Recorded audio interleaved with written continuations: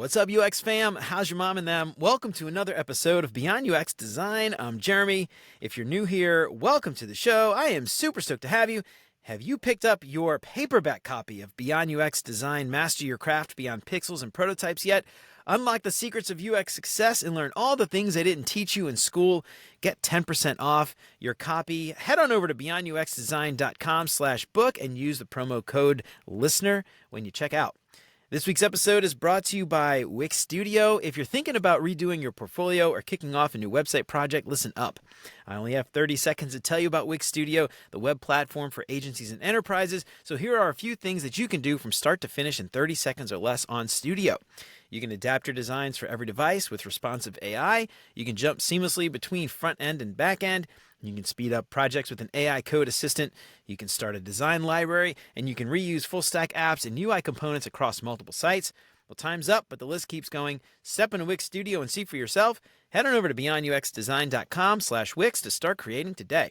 This week's episode is brought to you by Mento Design Academy, where it's not just about learning UX design, it's about discovering your unique path in it. And Mento inspires students to use their passion as a driving force in their learning, and that's something that I've experienced firsthand as a mentor. I've been fortunate enough to guide students who are exploring concepts that they're truly passionate about. It's not just about following a curriculum, it's about shaping that curriculum around what excites each student. And seeing my students grow, apply their passions, and craft portfolios that are genuinely them, it's been one of the most rewarding experiences of my career. So if you're looking for a UX course that's as unique as you are, check out Mento Design Academy. Head on over to beyonduxdesign.com/Mento. And just for my listeners, use the promo code BeyondUX200 to get $200 off the course. So join Mento and let your passions lead your learning journey.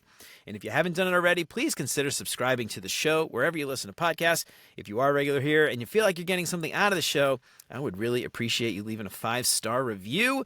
That would help me out so much more than you can imagine. And as always, thanks so much to Chris, Siraquan, Stacy, Radu, Megan, Andrew, John, Mark, Kevin, Jason, Michelle, and Marty for all their support. And if you want to join these fine folks and many others and help keep the show independent and ad-free, you'll get rough transcripts and exclusive access to the entire video library of episodes, including episodes before they're even released. You can get instant access to those videos right now for as little as $5 a month. And for more information on how you can support the show and help more people find out about what we're doing here, make sure to check out beyonduxdesign.com/support. And of course, if you think the show is worth sharing, then tell your mom and them. I'd appreciate that.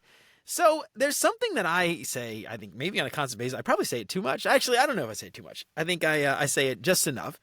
You can't build great software without great relationships. And as a testament to that, my good buddy, Matthew McPhail, second time on the show, by the way, joining an exclusive club. He's on to talk to us about how he managed to move from an industrial designer to a principal UX designer in not very much time compared to what a lot of people take to get to principal. And the reason, I think, and again, this is something I say all the time, a lot of times these career shifters, people that have been doing something for a long time, there's those soft, transitional, foundational skills that apply across the board regardless of the hard skills.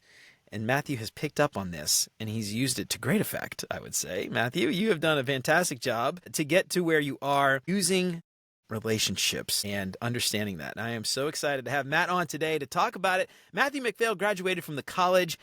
Matthew McPhail graduated from the College for Creative Studies in 2009 with a BFA in industrial design. Early in his career as an industrial designer, he found that the most challenging problems often involve services and software, leading to a shift towards service and UX design. And as a multidisciplinary UX and CX practitioner, Matthew uses a human-centered approach to connect customer needs to business goals. His diverse background includes experiences at startups like Zenith, a Detroit-based football brand, large organizations like General Motors and the Home Depot. He also worked at Sundberg Farrar. Is that right? Sundberg Farrar? Sundberg Farrar. Okay, cool. Sorry. He also worked at Sundberg Farrar, refining his UX skills on infotainment systems for clients like Nissan and Infiniti. Matthew is a UX principal at the Home Depot focused on enhancing the pro customer experience through UX research, CX journey management, and UX strategy across the pro program. And when he's not working on helping to set the vision for the next generation of builders, he can often be found with his feet in the sand on a beach in northern Michigan with his wife and 2 daughters, or furiously focused on building the latest and greatest Lego set, which if you're viewing on YouTube, you can see all right behind him right there. Matthew, welcome to Beyond UX Design once again, joining, as I said, a very exclusive club. How's it going, man? Great to have you back. Dude, so good to be back, man. The vaunted Second Timers Club. Super stoked to be part of the rarefied air of Beyond UX participants. So super stoked to be here. Yeah, dude. And glad to dig into this topic. I'm super passionate about it, man. Hell yeah. And I think that shines through. And I said this before, but you, Hong, Trevor, Debbie, y'all need to get together and make a secret Beyond UX Design repeat handshake next time. Yeah, we should do that. All right, dude. Yeah, man. So I read your bio there a little bit, but you were on before. I know you gave us a little spiel about, I don't remember what episode that was, but if you're listening, go back and check that out. But you have been able to move quite rapidly from starting UX, transitioning from industrial design. And last time you were on, we talked all about sort of going from that transition from industrial design to UX design. So if you're interested in that, that was a really fascinating conversation too. But you have managed to, and I don't even know, when we talked last time, were you principal yet? I can't even remember. I think it was a newly minted principal at the Home Depot. So just newly minted principal. Started in a staff role and made a pretty quick ascension. Absolutely, dude. And so I kind of gave it away when I introduced you there about the relationships piece. But one of the things that I want to get to today, I want to talk about how you've managed to get so far so fast. And I don't think it's a coincidence, and I don't think it's an accident. I personally feel like you have discovered the secret sauce to building great software, and that is also, I think, the secret sauce to advancing your career, which is relationships. So I kind of gave it away.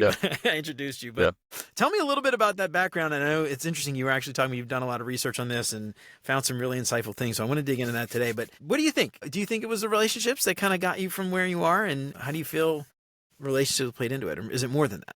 I mean, I definitely think it was a primary factor, right? I mean, I think having, a set of transferable skills, which I know you and I have talked about in a previous episode, were sort of part and parcel of that, right? Like not only having those skills, but identifying how they apply to an adjacent discipline like UX and service design was a journey, right? But I think what has really made me successful in my current role has much more to do with my ability to build relationships, and it really does my UX acumen, right? And so while I think the acumen piece is important, and right, as we get into this, we can talk a little bit more about how that plays into it. It's not everything, right? And building relationships to me really humanizes the workplace, particularly in remote environments, and it really gives you the ability to build that trust, build the empathy and those things. And for me, I think it's really easy to forget, right, that we are all human beings trying to push this rock up the hill together, right, to use an analogy. So for me, I lean very heavily into relationships. And for sure, I think it's been probably the single, other than just the transferable skills, which are just sort of like you check those boxes, right? Having the ability to build relationships is something that has been incredibly important throughout my career, both in terms of pivoting into UX and just being successful in general, right? So particularly the Home Depot where we're remote, it's been a vital and essential component for me, for sure. Yeah, absolutely. And to just be clear, before we even get into the conversation and anyone assumes that relationships trump everything else, having the hard skills and being able to do your job are absolutely essential. And I doubt anyone would have promoted you to principal without that knowledge, that base knowledge, the hard skills and things like that. But what I would argue, I've seen this personally firsthand. I mean, personally, I've never made it to principal myself. I was senior staff last place I was at. But there are many people who have got the hard skills down that have not been able to get to that level of individual contributor. And, with all the hard skills, with all the knowledge they have, they still haven't gotten there. And I think that's a testament, one, to your abilities as a designer, but also your ability to harness that concept of relationships. So I want to dig into this a little bit. You mentioned this when we talked, and I think you mentioned it just now, but relationships as one of the primary vehicles of your success. And could you talk about that a little bit? And because, when we say build relationships, it's a very nebulous term, right? Yeah. What does that actually mean? in real practical terms, especially for you and your team being remote? When someone says, the relationships are that primary factor, what does that actually look like in practice? Yeah, so I mean, for me, I'm very intentional about this, almost to the point of having kind of a framework and approach for building the relationship with anybody that I come across, right? And so for me, it's really looked a lot like making sure that I dedicate as much time as possible to simply getting to know a person, right? And Mm. so I think there are often times at work where we just index to work conversations, right? That we jump on the next meeting and it's immediately right into all the agenda items related to work. And one of the things about working in an office, right, that I think is true is that there are often these things that I call like the casual collision, right? Where you're on your way to the coffee maker, or you're walking out to go to the car, or you're just, you're doing something in the office that allows you to collide with someone organically. And so it's very easy in those environments, I think, to sort of just organically build those relationships over time, get to know people outside of the context of work, right? And so when I went remote and realized that like I've lost that advantage, I had to be really intentional about how I carved out time to do that and sort of create a surrogate, if you will, for those casual collisions. And so one of my big principles really is both with people that I already have relationships with, but certainly people that are new to a project or just new to me that I need to, work with, getting to know them and carving out time, meet and greets to leave work at the door and just talk about who they are as people and sort of what they're motivated by and what they're interested in and what they're into, and to the degree that they're comfortable. And right, you don't want to do it all at once, but like over time, get to know that person and then continue that practice, right? It's very easy to forget in the remote context that we're not just transacting all the time. And I think without that buffer of the casual collision of an in-office environment, it's very easy to just index to, got 30 minutes with you, we've got an agenda, we've got to bang this out, and there just leaves no time to just be humans. And it sounds a little bit corny, but man, it's just so true that like you have to carve out that time to just connect as human beings and just get to know each other outside of the context of the things that you're trying to do in a work capacity. So for me, that's really been my approach. I think maybe some of that is personality, right? Like I call myself an extroverted introvert, but I've had to be intentional and had to make it part of my practice. And so I think anybody who's looking to build strong relationships need to start with just sort of acknowledging that you have to be intentional and carve out the time to do it and set up time with people to just get to know them, just do the meet and greet, just check in. And we can get into some more of the things that I do here in a few, but be intentional about it really is my approach. Yeah. And, it's interesting too, because that casual collision, I never heard that term before, but I actually really like that. That is one really great for those interpersonal relationships, the seedlings of a relationship, maybe, catching somebody, walking to their car, like, oh, I love that car, that kind of car, my dream car, whatever, start talking about cars, and now you got something in common.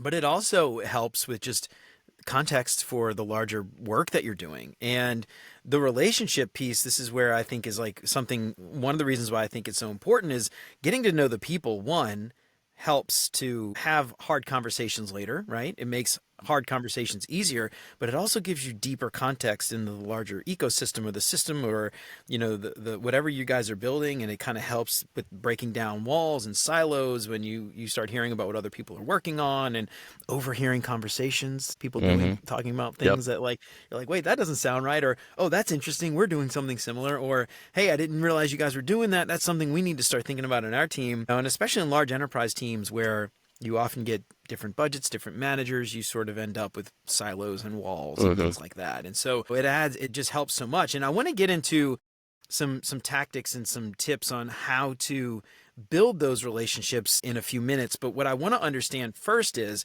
you've been doing a lot of research on this and discovering the sort of biological, the biology of relationships and things like that. And I want to talk about this before we talk about the tactics. really driving home the reason why this is so important. Because, like you said, it does get a lot of people think it's kind of corny, and I've heard it people poo-poo, Hmm. the relationships piece, and it's like, oh, does a good design speaks for itself. I've heard so many people say that, Yeah. and it blows my Yeah. mind. So I want to I want to get us all on the same page, everybody listening, about why this is so important.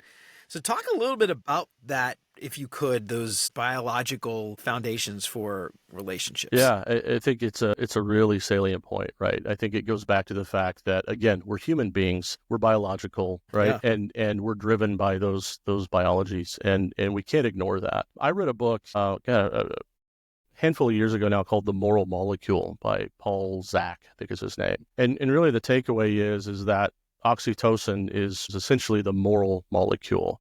And it's through his studies shown that it's linked to trust, empathy, cooperation, right? It just plays such a critical role in building bonds with people. One of the things with building relationships that I think is a really convenient and handy output, right, is trust. And you have to be in an environment where you trust one another.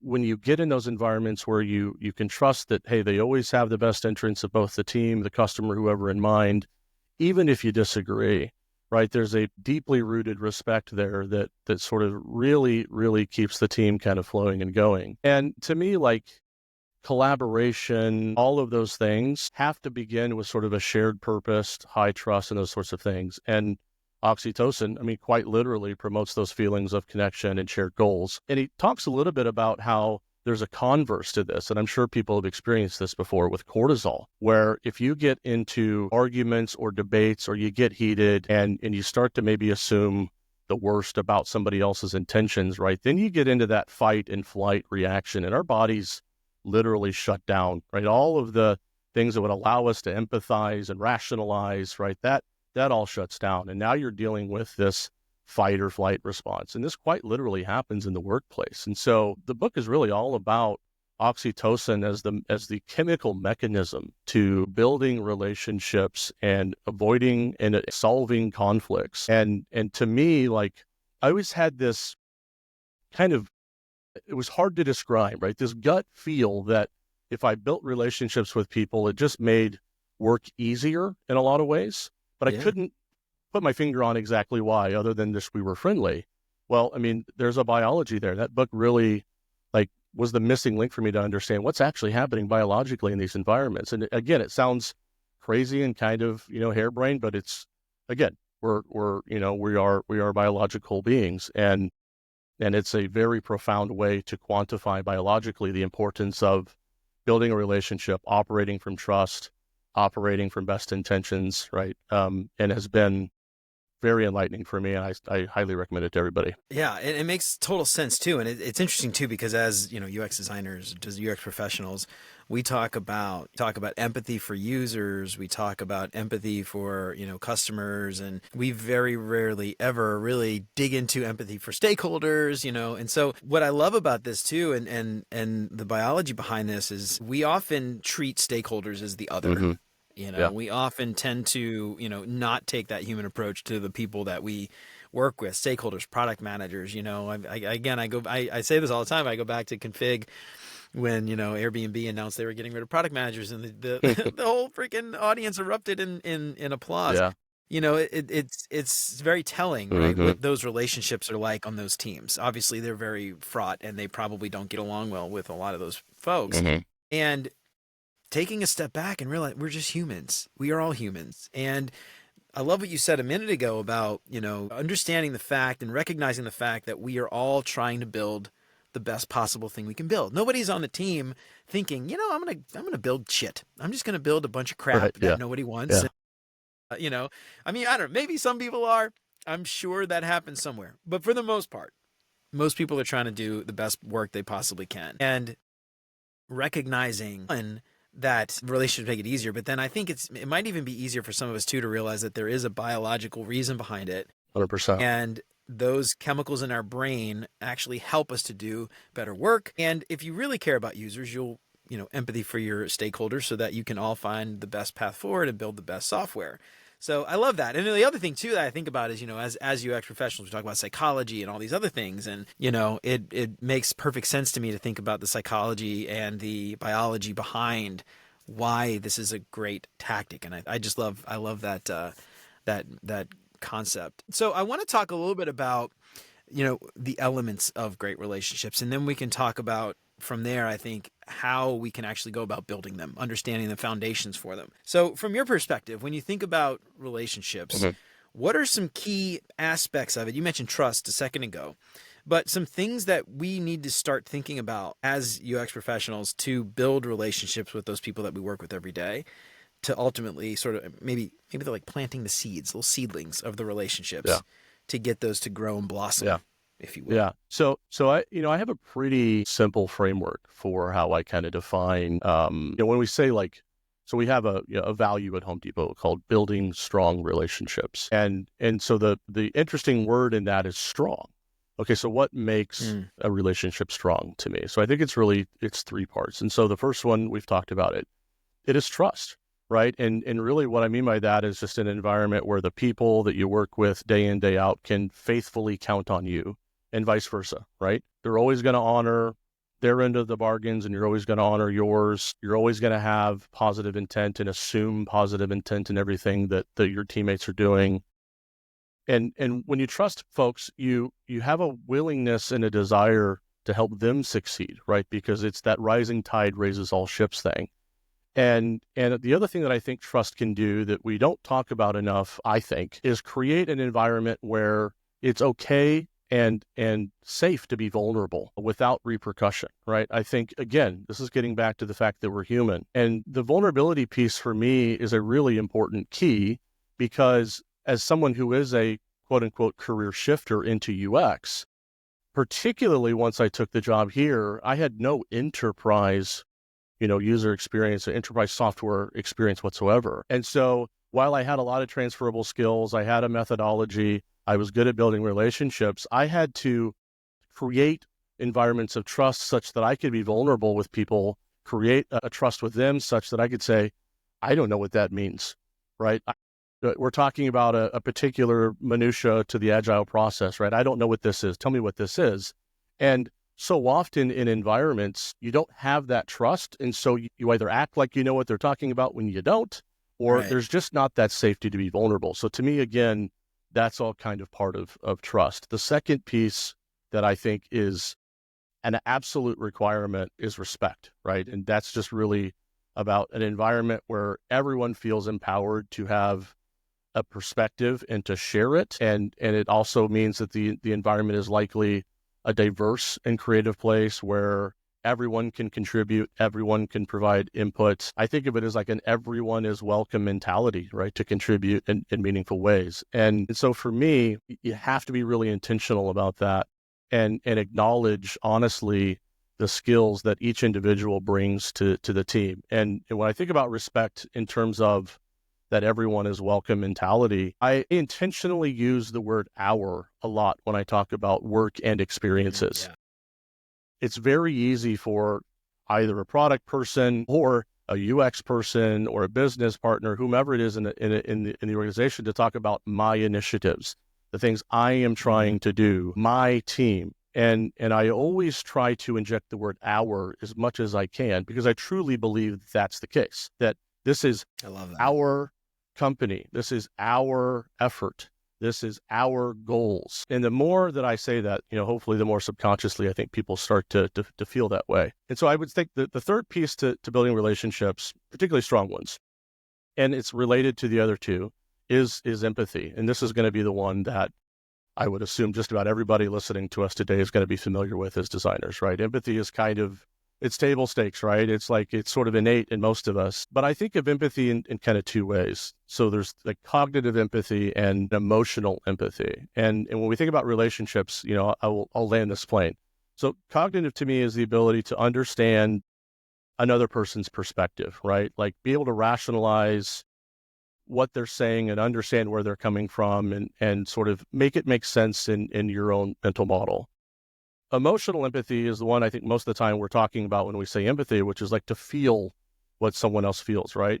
So I think in order to build strong relationships, you kind of have to employ both, creating an environment where, we're always considerate of other partners' feelings, perspectives, and also that how they think about something may be the right way, right? And leaving open the possibility at all times that their perspective might be the right approach for our next steps is a really, really powerful thing. And I think it also helps people make the, delta, if you will, between how I'm thinking about something and how you're thinking about something a little bit more like tractable and tangible, right? Sometimes it's hard to see another person's view because you're holding your own point of view so close. But that cognitive empathy to me is huge. And so I would say that the trust, respect, and empathy are to me like the three-legged stool of strong relationships, if you will. Yeah, I love that. And, speaking about, psychological safety and things like that and trying to build that on your team, I think it was Google. Was it Google that did the research maybe 5, almost 10 years ago now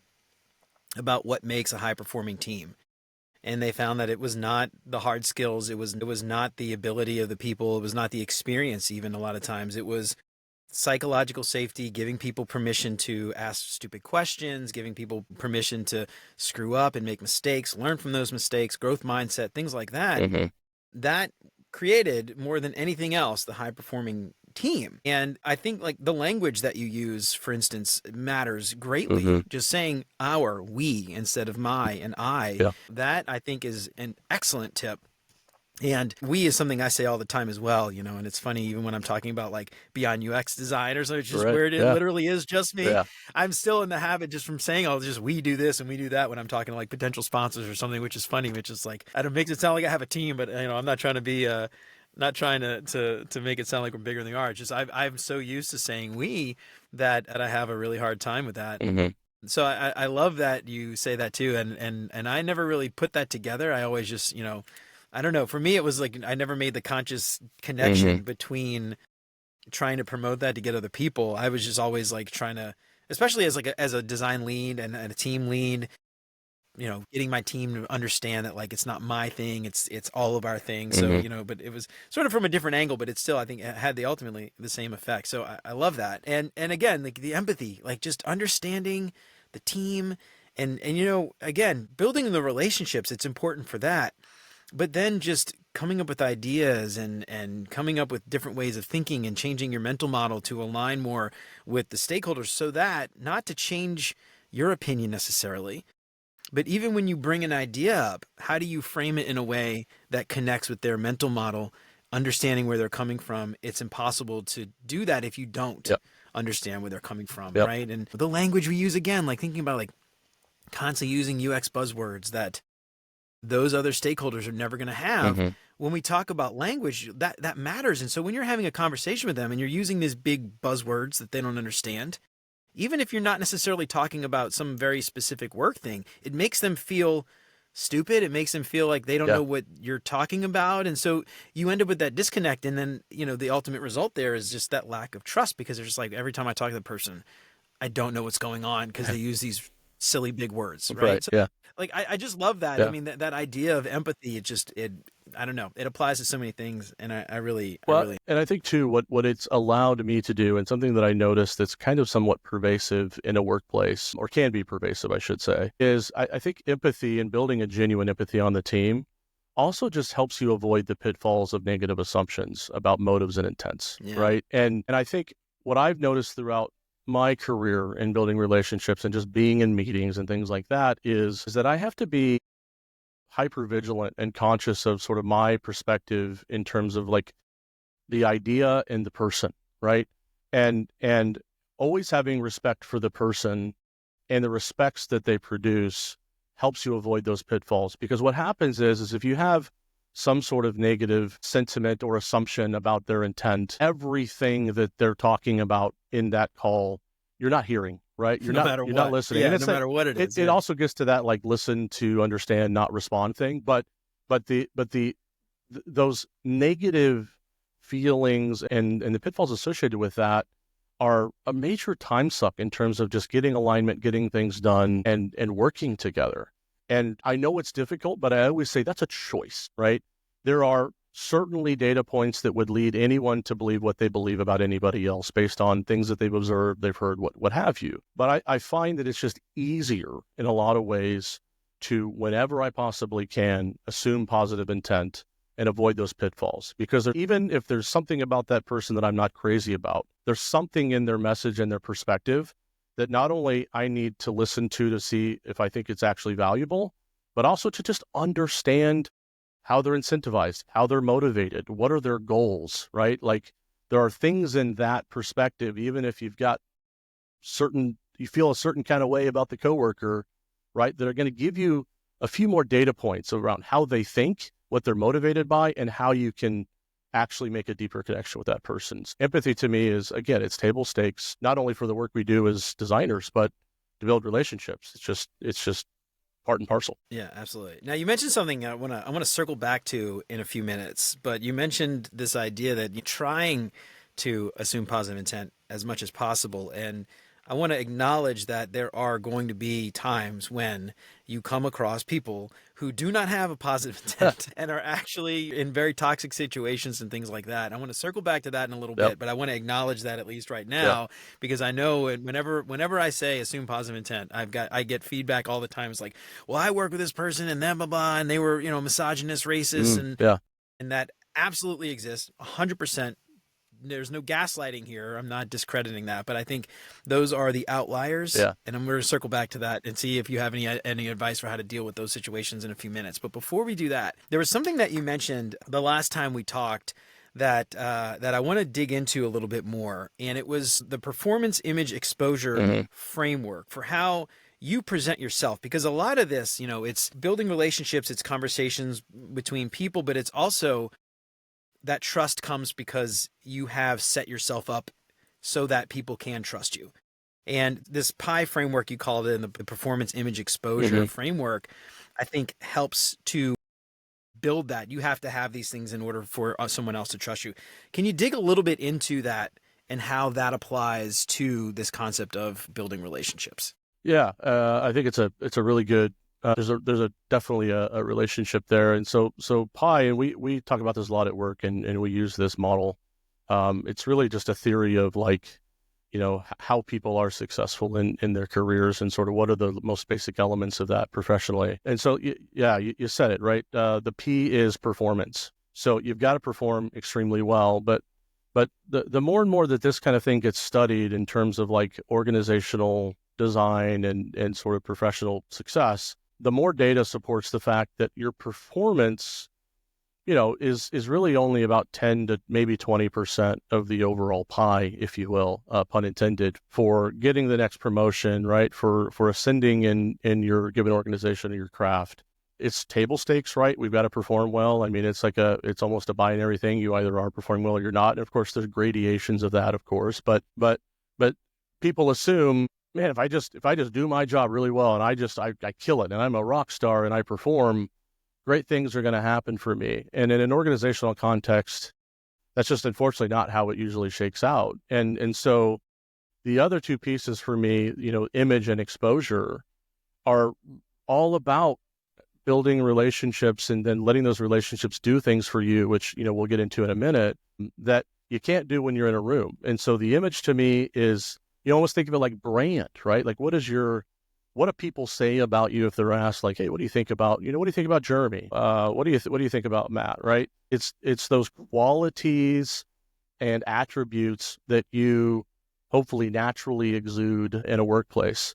And so whether we like that or not, image is a component to informing sort of the way in which other people in an organization think about you and consider you. And so it's worth building relationships for people, getting close to as many people as you can, such that they can get consistent data around the type of person that you are and what your brand is and what your qualities are, and sort of how you approach different types of work and different types of challenges. And then finally, like, is exposure, right? And I get a lot of eye rolls when I talk about this, and it's, I get why people sometimes think that like, oh, it's such a silly thing to think about matters, but studies show something like 60% of success can be attributed to just how exposed you are to the right people and that the right people know you, right? And depending on your professional aspirations, right, you should take advantage of those opportunities to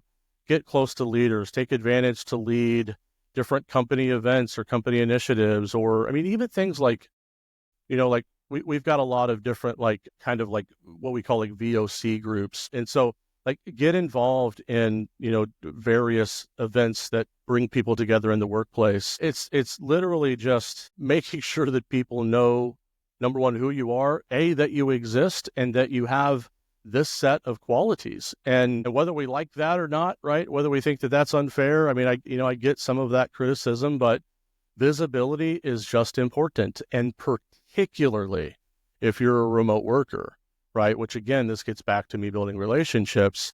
People got to know who I am. They got to know that I exist. They got to know the qualities about me and the way that I work, particularly if I'm not working with them all the time. That visibility to the right people, right, and at the right time can pay a lot of dividends for your own success inside the organization. So that pie model for me, particularly the I and the E, are really tied and braided very closely to building those strong relationships and sort of how you get the I and the E, so to speak. Yeah. And again, this is sort of something I think, I've been saying for a long time is, the relationship piece, it helps build great software, but it also helps you with career growth, advancement, promotions, raises, all those things, new opportunities, especially internally if you're, moving within your own company. And what I love about this PI framework is it sort of adds a scientific foundation to that via, the studies that have been done that actually show that performance is a very minor piece of this, image and exposure actually is. Mm-hmm. And I think it's worth, like you said, calling out the criticisms. But again, it's one of those things that this is human nature, right? It's just like we say, don't judge a book by its cover. We say that because we do judge books Yeah. by their covers. We're And human so beings.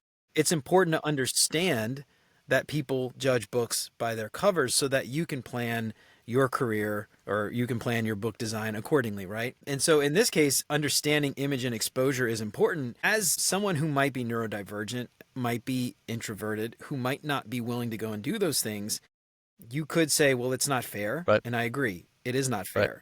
But this is how humans work, and this is how organizations tend to work. And so if you want to advance your career, getting out there, getting in front of the people who make the decisions about hiring, about promotions, exposing, I was going to say exposing yourself. That's the wrong way to say that. Getting the exposure, getting the exposure of, getting in front of the right people. Again, like that is going to impact, your work, the quality of your work, the quality of your career growth, the amount of money you make, how soon you can retire, like all of those things.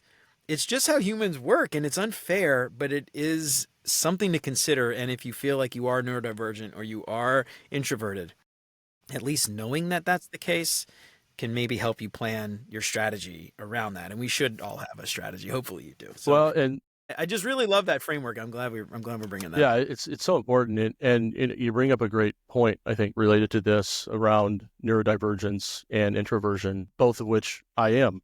And so this is why, again, I go back to the trust factor, and this is, a plea to all of your listeners who have a responsibility in leadership and building culture. That is part of building trust, building that authentic ability to bring vulnerability to the workplace and to your relationships allows those people that are not naturally gifted in speaking or sharing their point of view or doing things that are more extroverted, allows them to help flourish, right? So it's part creating that environment where you can account for those folks, again, which I am both. And I think for me, it wasn't easy at first, right? I am the guy that, like, if I'm in a crowded area, I might typically find a corner and do something on my phone, right? Or just try to space out. But I also realized that there's a cost to being that type of person in a workplace, and it doesn't align with what my goals are career-wise. So at some point you got to make a decision about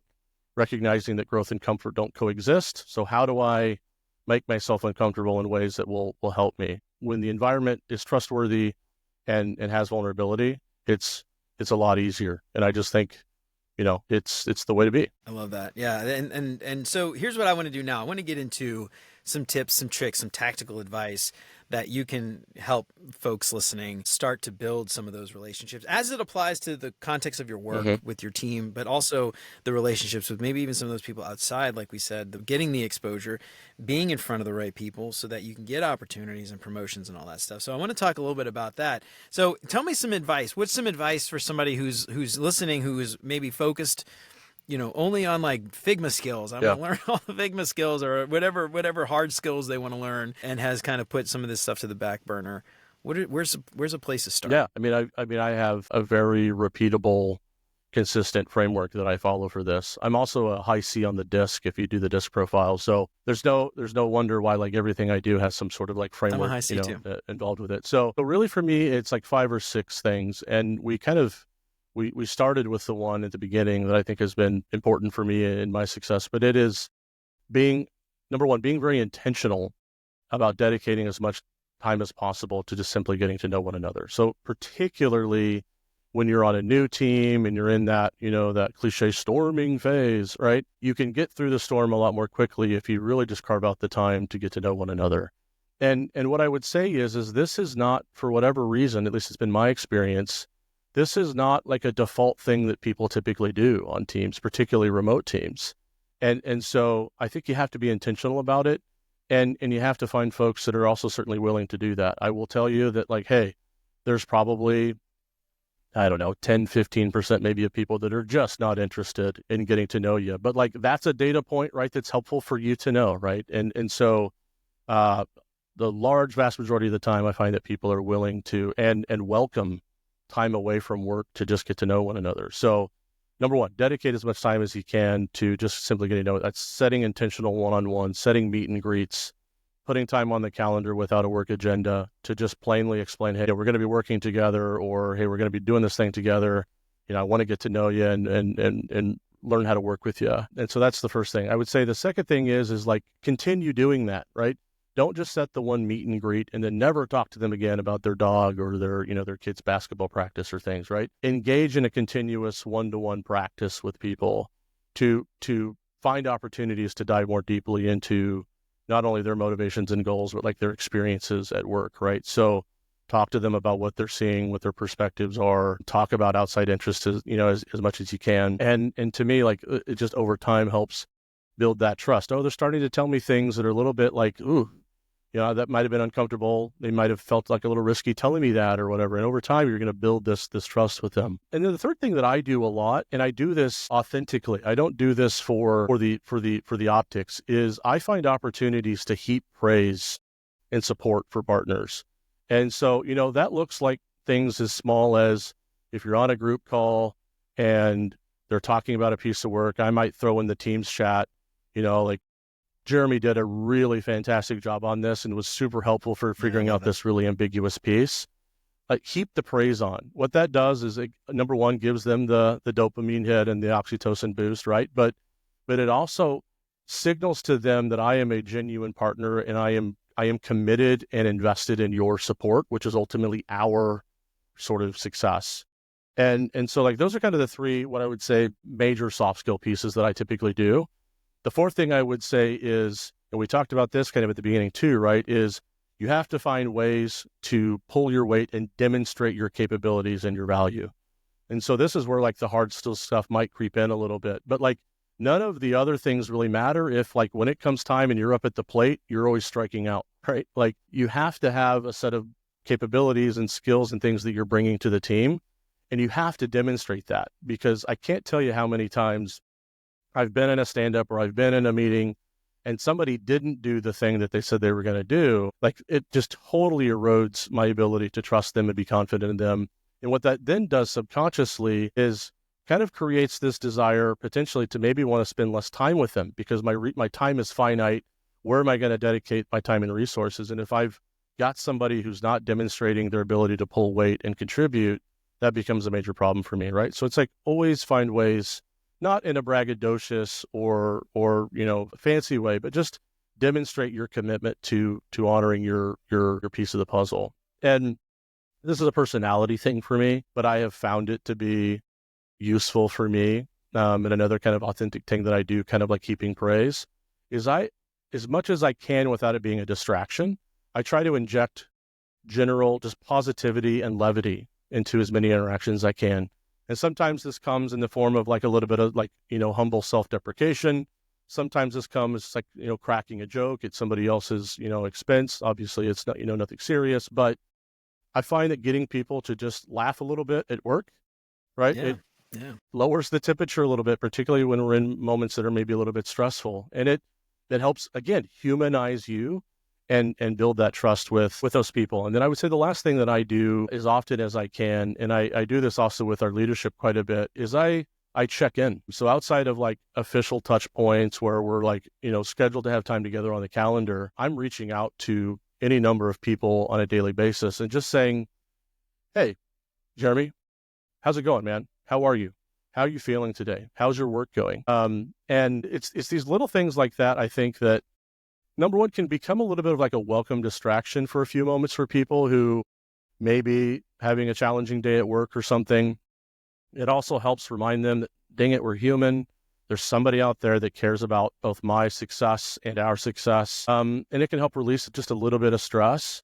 And I think it's also just, admittedly, I don't have scientific evidence necessarily to support this, but I think it's a little bit contagious. I think the more that I can focus on Yeah, being positive sure. and just checking in on people, the more often I find out that at some point later that week it was paid forward and they went and checked on somebody to just see how they're doing.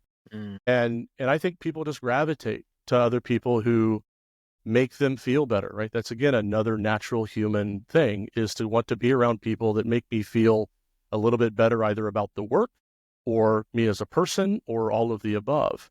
And so those are kind of like, my cheat sheet, if you will, of things that I do very intentionally with people to build those relationships. And, so far it's worked pretty well. And I think there's a lot of value in doing those things. Yeah, for sure. And again, I just can't stress enough just the outcomes that happen with a lot of these things. When you talk about the problems that designers, UX professionals tend to have with the rest of their team, right? Go through the list. You've got engineers who go off and design a thing, and you see the end result and it looks nothing like what you designed. When you've got that great relationship with those engineers, I can tell you from my own personal experience that they are going to come to you Yep. when they have a question. Yep. If they enjoy your interactions and if they get something positive out of it, I'm telling you, they're going to come to you and they're going to ask you before they go build a thing, because they don't want to build something wrong. If you're a pain in the ass and you're standoffish, or they don't know you well because they've never really had any interaction with you, they're going to go off and do what they think is correct. And you won't find out about it until it's been pushed to production or it's in the demo or whatever. And it's already, by that time, it's too late, right? So, that's just an example. Great relations with engineers. Product managers, we get this like constantly butting head with product managers. When they understand what you can do, how you can help, what value you bring to maybe discovery calls or discovery or something, Yep. I can tell you they're going to involve you, Yep. right? They're not going to avoid you. A lot of times that I think, that butting heads with product managers often comes because there is such an overlap with their job. Not having those conversations means you're not setting expectations. They don't know what to expect from you. You don't know what to expect from them. Yeah. They're making assumptions. You're making assumptions about what each should be doing. And so often those assumptions don't align, and then you end up with missed expectations, and then you're mad at each other, right? And so those conversations are incredible. It helps your, building better software for sure that way. Stakeholders, the relationships help you with context. It helps you with empathy. It helps you understand their perspective, the things they care about, so that when you go to sell an idea, you're speaking with their language, you're using their mental model, and you're selling directly to what they care about. And, you don't have the issues with, being ignored, not having a seat at the table, Yep. whatever it is your problem at work is having. And so there's so many benefits to this. It blows my mind that some people just don't necessarily think this way. So what I want to talk about next, I want to talk about some of these things where you've got these people in your team that are just, they're terrible. They're awful. And I will say, I worked at a big giant multinational conglomerate for 8 years or so. I can't remember. I've worked with probably hundreds of people, maybe a handful of times. I had people that were just, I would consider awful, terrible people that I'm just like, how do you still have a job? So I'm curious, when you get, often especially when we work in big companies, we don't have a choice. You could quit, I guess, but maybe finding a job is easier said than done.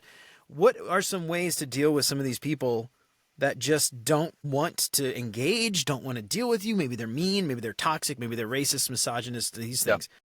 Any thoughts there? Yeah, I mean, What do you do? so to your point, right? Like it's inevitable, right? Like I would love to tell you that I'm batting 1,000 when it comes to building relationships with people, right? But we know that's not true. So I think maybe the first lesson that I think I learned probably just through going through that and sort of having a retrospective after the fact is that you can't take the behavior personally. I think one of the things that's really important is just to recognize that often that behavior typically reflects their own insecurities or stress or inability to emotionally regulate or what it is. And it's not an indictment of your worth either as a UX professional, design professional, or as a person. The other thing I would say, and I try to do in these situations is kind of seek context, I guess is the way I put it. What are maybe some of the reasons that they're behaving the way that they're behaving? Like what are the underlying reasons that is sort of causing them to feel this way? Could it be workload? Is it maybe personal issues, which not necessarily your business, but like just good to know?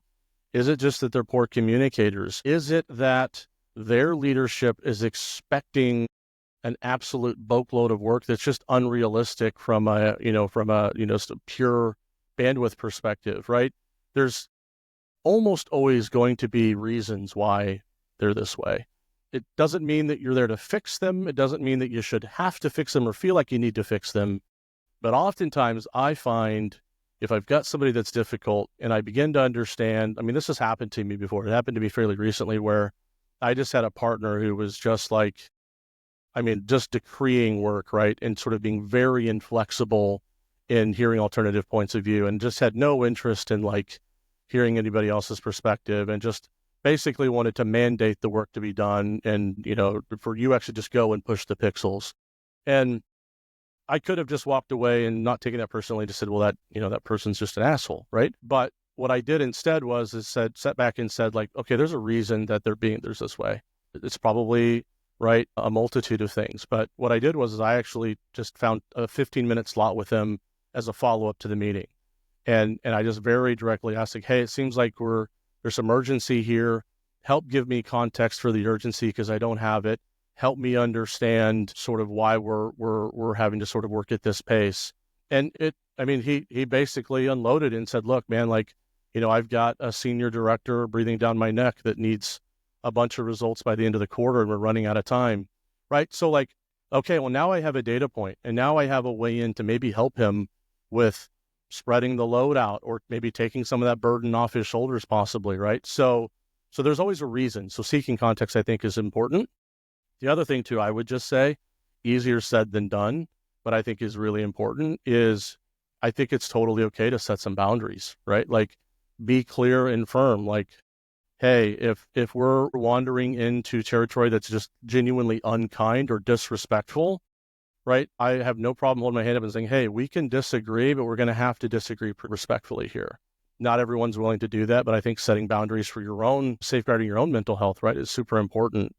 And you talked a lot about words. I mean, I think particularly in these situations, your words matter a ton, right? So like I try to use very neutral, non-confrontational language to express whatever concern I might have, right? Make sure that it doesn't have any sort of like accusatory slant to it, but rather this is Matt being genuinely curious about trying to better understand the situation. And so going back to that example that I gave, when I had that conversation, I almost to a self-deprecating degree said, hey, there's just something I'm not getting here. Like, help make this more tractable for me.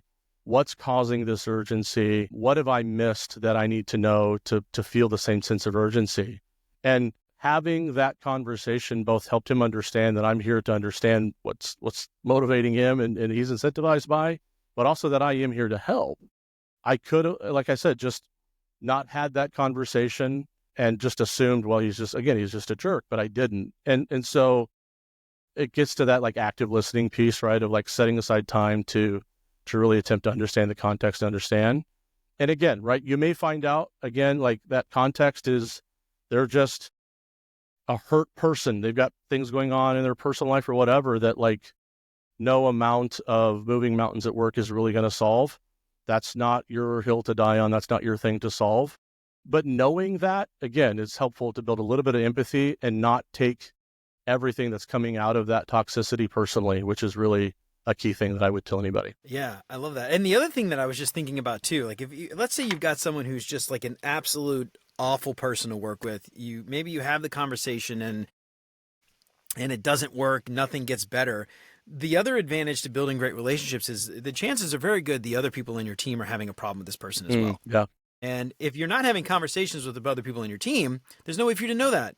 And so I'm not saying you need to go gang up on the guy, whatever, but there are ways to build allies that can come together to figure out how to get this situation resolved. 100%. Whether that's as a team, reporting them to ombuds if you have an ombudsman or something, or reporting them to HR, or going to their manager, or having somebody else to talk to their manager who is a peer of that person, or someone whose manager can talk to them, or something, whatever it is. But those relationships can also help find a resolution to some of this as well. And so, the other thing I think about when I go back to this is, having conversations like you mentioned a minute ago, thinking about the I and the E in the pie framework, right? It doesn't matter if you are the best goddamn UX designer and you are amazing at your craft. If that person that matters doesn't see this as beneficial for them, doesn't help them, you're not going to, maybe you don't get a good, end of year review or whatever it is, or performance review suffers, right? And so that impacts your career. And so I think at the end of the day, I would have personally no problem with this. And I'm curious what you think is they want to do something that's not right. And you say, okay, let's do it wrong. I'm going to be a team player, go with the rest of the team and just do what you asked me to do. I tried to make it better. It didn't work. And so I'm going to, default to that IE, and maybe I'll let that performance piece for this particular feature, whatever it is. I don't know. Yeah. I'm not going to make real personas. I'm going to use proto personas, or I'm not going to create like high fidelity wire, or the interaction design isn't as good as it could be, or whatever it is. And just sort of saying, all right, you know what? I'm going to be a team player, go with the flow, and just get paid. Because at the end of the day, this is a job. Yeah. Right. So I don't know how you feel about that, but that's just the way I like to deal with some of the people when I get this. People like those are both great points. You've spurred another kind of like anecdotal story for me. I mean, like one of the things that I will do in situations like that is exactly what you say. So like, here's maybe like another salient example that speaks to what you're talking about. So it's not uncommon for a product partner to come to you and say like, hey, I need a journey map, right? Or I need insert artifact here. And so in having a conversation with them to understand the objectives behind the artifact, you uncover, no, actually what I think would help you here is more of a service blueprint, right? Or whatever it is. You kind of have two decisions there. And I think sometimes based on how you think the relationship is going and the value that will bring them, sometimes you do the thing that they ask for anyway and explain, here's how I think the value for you will be limited. Here's the ways in which I think we can add some value to the thing. But I'm going to do the thing that you're asking for because I want to support you and I want you to look good to your leaders, because ultimately, again, the rising tide raises all ships. But in the background, what that's doing, to your point, is it's building trust with them, and it's building this reciprocity where now they're going to come to me and trust me to provide more input on a particular objective or key result. They may come back to me and say, hey, what do you think about the way that I'm thinking about prioritizing the roadmap, whatever it is, right? So when you do those small things that are kind of low lips most of the time, hopefully, right, you build a little bit of equity. And it gets to that concept of like the deposits and withdrawals in a relationship. Yeah, and I love that. Yeah. I'm always cognizant of making more deposits than I do withdrawals, but you can't make a withdrawal if there's nothing in that bank, right? And so down the road, when we talk, we'll probably talk about benefits of relationships here in a minute. One of those benefits is like to have not only build some professional capital, but like create some allies that, number one, are kind of defending you and being an ally for you when you're not in that room, right? Whether it's from a UX perspective or from a personal perspective. But the other thing it does is create additional resources for you down the road to go back to when you need something. And so it's almost like that mentorship relationship where you're just asking the mentor for things, where you're not actively depositing into the relationship. Same thing is true here, right? Like there have been several times in my career where I have worked diligently and intentionally to build a relationship. And it may be like 9 months down the road, I've got a question or I've got a need. I'm like, you know what? Like I know Jeremy's going to know the answer to this and probably be able to help me out. And I'll reach out to that person. Sure enough, they've got the right artifact or the right answer or the right connection to the other person to get the answer. And like those withdrawals, those favors, to me are incredible, valuable capital for anybody in a workplace. And so it really is sometimes about making the decision about, I'm here to be helpful. I'm not here to be right all the time. And I'm going to do the thing that you think that you need so you can meet the expectations of your leadership in the moment. But while that's happening, we're going to have some discussions about what's the long-term play and approach here to do this the right way. And I'm going to build the trust such that when I say things, you trust that there's value and validity to that, and we're going to do it. And so, yeah, those 2 points you brought up are absolutely great ones, and I totally agree. Yeah, I love it. All right, dude. So we have had you for a little while now. I know you got a hard stop in a few minutes here. We got to get you out of here. I got some this or that questions I like to ask all my my repeat guests to help our listeners get to know our guests even better, because we asked you 5 little questions last time. Yeah. And if you haven't listened to that episode, go back and find out Matt's favorite non-design book, favorite podcast, all that stuff. Before we do that, though, any closing thoughts, anything we didn't get a chance to talk about that you think is worth noting here as it relates to relationships? No, I mean, I think we've covered a lot of ground, and, hopefully your audience finds us useful and actionable, which I think is the most important piece, right? There's something they can take away and implement, right? It's certainly something when I'm listening to podcasts, I'm always looking for what's a nugget I can take into my own life and work. And so hopefully that's an outcome today. I would think maybe one final thing I would mention that I think is really important as a soft skill is our ability to manage ambiguity. And it comes up all the time in enterprise software, right? You know this. And if you have strong relationships, and one of the things I've learned with strong relationships is it allows me to better manage highly ambiguous situations, because it just creates an environment where I have a trusted partner, we have some vulnerability, and it's okay to admit to them, things aren't adding up. I'm not tracking here. I'm not seeing it yet. Something's foggy. More often than not, what you're going to find out is you're not alone, right? They're feeling that too. But I would say that managing ambiguity is something that any staff and above principal UX is going to have to be able to do really, really well. And again, I go back to building relationships as the way in which I can do that in a vulnerable environment. And, to your point, the other thing you said, I would say if you're doing this right, what you should be able to observe, and, if you're really, geeky might even measure, is work just gets done faster, period. When you have trust and you have alignment, even if you disagree, right? A disagree and commit, as they say, work gets done faster in strong relationships. And so those maybe would be the 2 parting thoughts I'd leave for everybody listening today. Yeah. Worst case scenario, right? You make a couple friends, right? Yeah. But best case scenario, your job's just that much easier. So, 100%. I think it's just, why the hell not? Why not do it? That's give it a whirl. Question. Why not do it? What do you lose? Yeah. What do you have to lose? That's it, man. All right, Matthew, we got 20 silly this or that questions that I like to ask all my repeat guests. Right. First thing that comes to your mind, you don't have to think too hard about it. I'm going to just go through this list, 20 questions. You ready to get started? Let's do it. All right, man, let's do it. All right. Would you rather time travel to the past or to the future? Past. All right. Would you rather an invisibility cloak or the ability to fly? Fly. All right. Would you rather space travel or deep sea exploration? Space. Keep me out of the water. That terrifies me. Space. Yeah. The deep sea is the scariest place on earth. It is. That's why we need to explore it, though. We barely explore anyway. All right. I don't know. Do you remember? I don't know if you were big. You big on Star? You a big Star Trek fan? I mean, my parents watched Next Generation when I was younger. I know of it. I'm not a huge Star Trek. So there was, and I guess it was in this was the late '90s because I was in high school. They had a show with the dude from Jaws. I can't remember his name. Anyway, he was the captain of a sub. Basically, it was like Star Trek but under the water. It was called Sequest. Anyway, Sequest. I always I don't know what it is. I just like Sequest. Always it's kind of cool. All right. Would you rather live in a world without coffee or a world without music? Well, without coffee. I can live without coffee. Not a coffee person. Really? No. Man, how do you do design work without coffee? Well, hold on. I could survive. I don't do it without caffeine. I do it without coffee. Okay. What's your caffeine fix? Honestly, and I should cut back on it, but I typically tip back a sugar-free energy drink every morning that's got, some complex vitamins and stuff in it. So, but again, I should probably be kicking back on that too. The caffeine. Yeah. All right, dude. Would you rather have a rewind button or a pause button like Zach from Saved by the Bell? And, this question hits different when you're a parent, man. Yeah. Jeez. I think I would pick the rewind button because that's sort of in effect also a pause. Oh, that's a good point. If I rewind far enough. That's true. Well, I have a pause and you can just rewind and just go back. Yeah, that's true.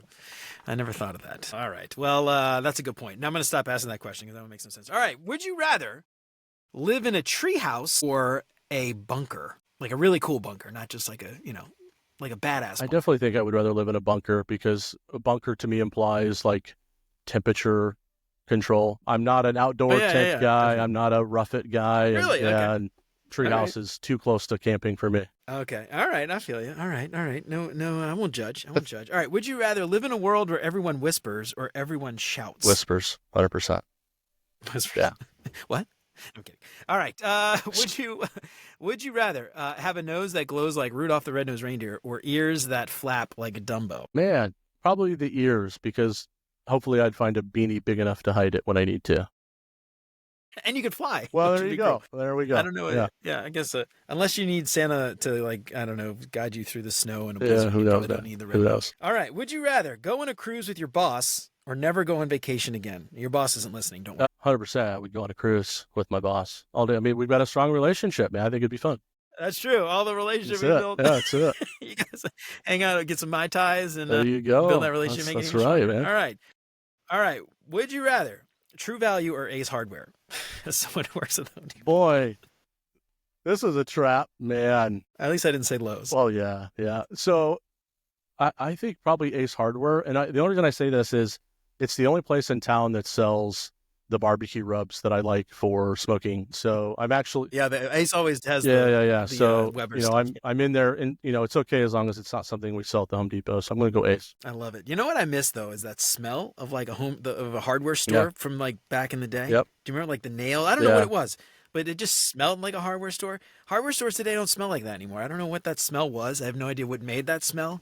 The hardware store smell. I totally know the smell you're talking about, but smell. I could not describe it for the life of me. All right. I get some design related question. Would you rather only be able to conduct user research via interpretive dance or through haiku poems? Haiku poems. I often think this would be like a hilarious improv skit. If somebody did like user research, like I don't know if it's like what if you were the researcher could only do interpretive dance, or is it the user can only talk to you in interpretive? You ask them a question and they have to do interpretive dance back. That's funny. That's what I thought you meant, was like they had to dance while I was researching them. But okay, yeah. It could go either way. It's an open-ended question. However you interpret it. All right. Would you rather work on a project with zero user feedback or different feedback from every single user? Not a single user agrees on anything. Boy, I think I'd still take the latter. I would take all of the feedback. Feedback's a gift in any way it comes. I'd figure out a way to wrangle it. All right. Last question. Would you rather have your designs critiqued by Gordon Ramsay or Simon Cowell? Both when they're in a bad mood. Well, as you know, I've got a culinary background, so it's Gordon Ramsay all day. I would work as hard as I possibly could for him to call me an idiot sandwich. I love it. All right. Yeah, Gordon, it's funny. I actually... I don't know. I don't think either one is as big of a jerk as the editors on the reality TV show make them out to be. I think it's the editors that have made them seem like giant jerks. Right. I don't know that they really are. They seem very nice in person. All right. Matthew, that is all for us for today. Thank you so much for coming on. Before we get out of here, why don't you give yourself a plug? Let everybody know where they can find you, connect with you, and all that stuff. Yeah, so I keep a pretty low profile these days on the interwebs, but you can find me at LinkedIn. I'm fairly active there. Matthew McPhail. Happy to connect with anybody out there who's listening who wants to follow up or chat about building relationships or anything UX in general. That's the best place to find me. And that's Matthew. That's McPhail with a PH, that's right. By the way, Yep. not an F. Yep. So if you are Googling that, McPhail. Matthew, thanks so much for hanging out with us today. I really appreciate it. I definitely learned a lot, and I hope others do. And at the end of the day, like we said, just try it. Just build relationships and just see what happens. I feel like you won't be nothing to lose. Nothing to lose. All right, Matt. Thanks so much, man. See ya. Well, all right, y'all. That's it for Matt and me for today. I hope we helped to shed a little bit light on relationships, and not only why relationships are important, but that there is actually a scientific, biological, psychological foundation for why relationships are so important. And it helps not just you do better work. It helps you with your job, with your career, with raises, promotions, opportunities, everywhere else. It is the basis for everything. So please, for the love of God, do not overlook the importance of relationships. And if you need to, head on over to beyonduxdesign.com/shop to pick up some art prints that will remind you that you cannot build great software without great relationships. But I'm curious, how have you used relationships in your work? Have you used it to great effect? Has it helped you out? Let me know what you think on LinkedIn or shoot me an email at hello@beyonduxdesign.com. I'd love to hear from you. If you like what you heard today, don't forget to subscribe wherever you listen to podcasts. If you feel like you're getting something out of the show, I would love it if you left a 5-star review. That would help me out so much more than you know. And if you know somebody who might find any of this stuff useful, then for the love of God, tell them about it. That would be fantastic. Don't forget to check out the Beyond UX Design shop. Head on over to beyonduxdesign.com/shop to pick up some big, beautiful UX-themed art prints and digital downloads that you can print yourself. Get your paperback copy of Master Your Craft Beyond Pixels and Prototypes. Get free shipping on all orders over $30 and use the code LISTENER to get 10% off your entire order. Head on over to beyonduxdesign.com/shop to get your print on. Help keep the show independent and ad-free. Check out beyonduxdesign.com/support to find out how.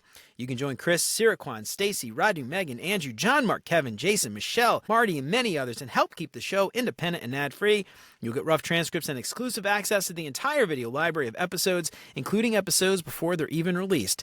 You get instant access to those videos right now for as little as $5 a month. And if you've been sitting on building your new website, Wix Studio can help get you there faster. Wix Studio is a powerful platform that lets you create and manage websites easily. And with Wix Studio, you can quickly adapt designs for every device, reuse assets, and my favorite, export from Figma, and much more. Check out beyonduxdesign.com/Wix to start creating today. And if you're looking for a UX course that's as unique as you are, do yourself a favor and check out Mento Design Academy. Head on over to beyonduxdesign.com/Mento and use the promo code BeyondUX200 for $200 off the course. So join Mento and let your passions lead your learning journey. Remember to sign up for the newsletter and check out all the past episodes along with all the show notes at beyonduxdesign.com. I hope you keep coming back for more great UX tips from Beyond UX Design. And until next time, remember, you're more than a designer because there's more to UX than design. I'll see you around. Take care, y'all.